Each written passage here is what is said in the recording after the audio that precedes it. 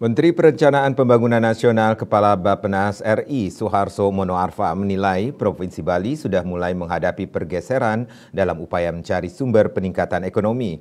Selain itu, Bali dinilai mulai dapat mandiri dari sisi produksi pangannya dengan memanfaatkan lahan kurang produktif di daerah-daerah tertentu.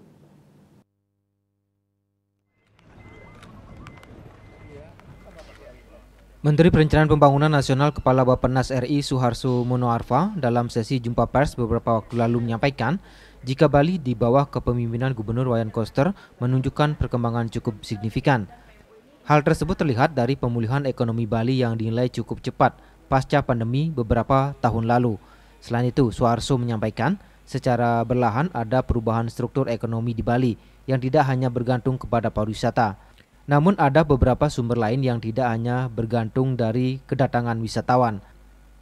Hal tersebut menurut Monoarfa merupakan tren positif dan penting sebagai penunjang ekonomi Bali di luar sektor pariwisata. Meskipun tadi sudah disampaikan misalnya dengan angka-angka jumlah wisatawan yang ada, tetapi pertumbuhan ekonominya luar biasa dan itu menunjukkan bahwa ada sumber-sumber lain ya yang tidak hanya bergantung kepada kedatangan dari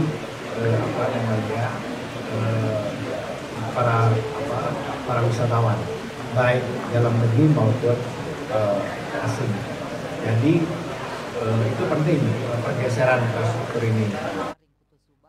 Selain itu, Suharso juga menilai Bali sudah mulai bisa mandiri dalam upaya produksi pangannya, yaitu dengan mendorong daerah-daerah yang sebelumnya tidak menghasilkan dan disulap menjadi sumber-sumber pangan dan diolah menjadi lahan pertanian.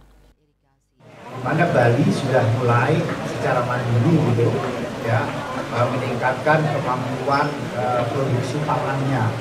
Ya, kemampuan produksi pangannya yang dipimpin oleh Pak Gubernur dengan mendorong daerah-daerah yang tadinya tidak menghasilkan tidak sebagai sumber-sumber pangan di Bali diolah sedemikian rupa menjadi lahan pertanian.